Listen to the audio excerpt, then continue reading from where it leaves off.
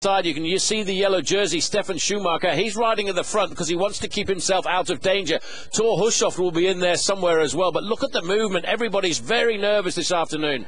Well, 8 of the 9 members of Team Columbia are up there, and here comes the rush now by Liquigas because they're trying to bring Kiki up there as well at 4 kilometres to go. I take my hat off to these three. We can see how quick the peloton is going. These boys are hanging in there, 20 seconds still in hand. 20 seconds is really not very much at all. That corresponds to around about 300 metres advantage for these three men. It probably is not enough. 19 seconds lead, just inside 4 kilometres from the finish. Team Columbia have got hold of the Tour de France by the scruff of the racing shorts and have put all of the team on the front. It's all for Mark Cavendish right now, but there are plenty of others trying to break in here, particularly the team from Italy of Liquigas. There's been a crash on the bend. One rider on the floor. It's a Gerolsteiner rider who's got caught out. A teammate there of the race leader. I'm just trying to see who it is, Paul, it's but Henrik it looks Hausler. to me it is Hausler, the Australian-German, who's caught the edge of those cobblestones. Maybe we can see it again here. Well, that's where it happened. In fact, he touched the wheel of the rider in front. A rider from Lampre in front of him slowed down just a little bit too much. He rear-ended him and then went down, and he looks as if he's in a serious amount of difficulty. Gerard Porte, the famous doctor of the Tour de France, is up there alongside him as we go back a little bit further up the road now to look at 14 seconds advantage with 3 kilometres to go. These guys can only lose at 5 seconds per kilometre over the next 3 kilometres if they're going to survive. But the main field are on fire here. All of the teams of the sprinters have got themselves organised into their own little groups. Agri-Turbel over on the right-hand side. Then next to them is Liquigas. Then right on the front, Steam. Still, it's Team Columbia. Well, it's Thomas Löfqvist there, the new young rider in the white jersey who's doing a sterling performance at the front. He's dropped back a little bit now as the other light blue jersey of Team Columbia. They're trying to deliver Mark Cavendish to his first ever win of a stage of the Tour de France here. It would be a huge result for the team and for him and for the American squad as well. As Liquigas are losing firepower, they've only got 2 men left up amongst the front runners. What's the left of the picture here? Because these riders in orange are bringing Oster Freire, the big sprinter from Spain, forward. And on the right, Barloworld are looking to bring Robbie Hunter. At 2.5 kilometres to go, this is now not for the nervous. Well, it is not for the nervous at all. And if you look at that position there in around about 7th to 10th position, that's where it is the most dangerous. That's where guys are fighting. They don't want to get their noses into the wind, but they want to be on the wheel of a sprinter in front of them. Team Columbia losing a man there. He's given his all so far for Mark Cavendish and now slipping away, his job done for the day. These are the 3 leaders, and they're still leading inside of 2 kilometres to go. They are holding on, and I don't know how. Well, they've blown our computer out of the water because they are still up there now at 1.9 kilometres to go. They're trying to bring Sebastian Chavanel through in the white jersey team of Francesia. Big George Hincapie back and driving the front now because they're trying to keep the race so fast nobody can catch up with the leaders of the peloton. And this is what Mark Cavendish needs, a real shot at the finish, because he really is the fastest man over 200 metres. Well, he is, but he's got to be in the right place. He's got to make sure that the doors are open in front of him, because you can be the fastest man in the world, but if you've got riders in front of you, there's nowhere to go through. Eric Zabel is not far away from the front end of the main field now. Nicolas Vogondy has thought about this one. He is going for one last burst here, and he's looking to see whether he's going to spot the last kilometre. This could be an impressive turnout for these guys, because they may well just survive. The final throws of a man who has been in the lead for 220 kilometres today, as somewhere the champion of France has found some power in those pistons we call legs as he races now towards the finish. The other two, I think, will be swept up.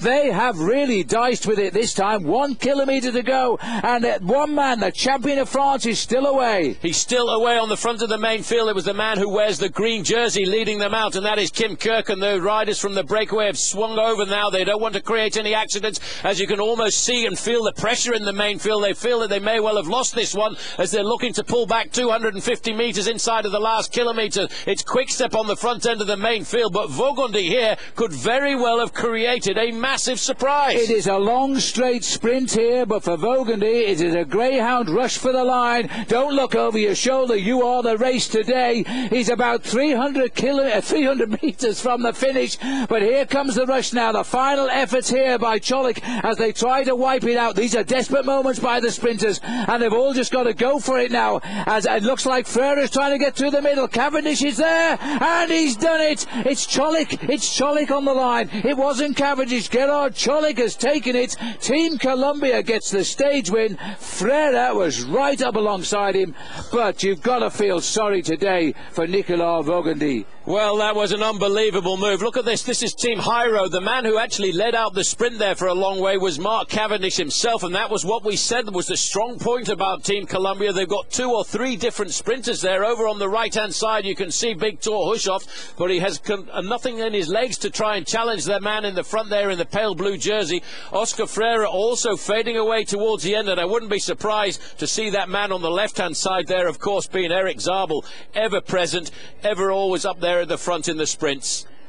Well, that was a tremendous finish, and Gerard Cholik is also here to win for himself, as he's now proved, and he's also a lead-out man for Mark Cavendish. That was a superb sprint. Look at the man on the back there, the champion of France, desperately close, and that looks like Mark Cavendish to me, Paul. It is. Well, I thought it was Cavendish first of all. I reversed to Cholik, and I'm coming back. Mark Cavendish has won the stage for Great Britain. Absolutely superb. He delivered, and his team gave him the absolute perfect lead out today. Cavendish is now a stage winner for Britain in a Tour de France. Well, I tell you what, when he came across the line there, Phil, it looked very much as if he changed his dark locks for blonde locks, and that's what made him look a little bit like Gerhard Cholik when he came across the line.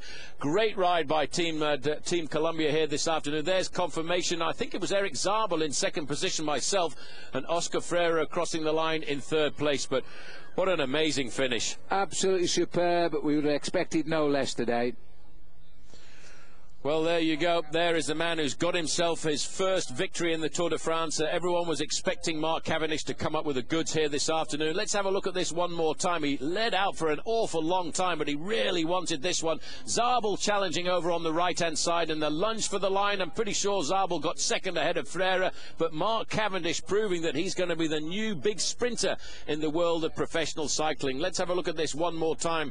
I have to say, as he comes up to the line there, he has plenty of time to look over his shoulder. He knows he's got it. He is so happy to get the victory there this afternoon, and a little bit further down there you can see all of his teammates celebrating as well. But looking at it one more time, Phil, it still really doesn't look like Cavendish. I think because he's got his mouth as wide open there as the Mersey Tunnel. Good for him. That was a fabulous result. Yes, he says 2 stage wins in the Tour of Italy. Now he's got 1 stage win in the Tour de France. His big season continues, and he's selected for Beijing for the Olympic Games as well. Wouldn't surprise me if a gold medal is not his next venue. Who knows? Paul, he becomes, in history, only the 9th British cyclist ever to win a stage of the Tour de France. He's a bit of a way to go to catch up with Barry Hoban, who won 8 stages, but age is on his side. Age is definitely on his side, and I tell you what, he's got an incredible turn of speed, and he led out for an awful long way to hold off a man like Tor Hushovd, Phil, who was challenging him on the right-hand side there, right up against the barriers. Was really a pretty amazing challenge, and proves to me that the team had right to go to the front. And let's just have a look and see from how far back he came there. You can see him sitting there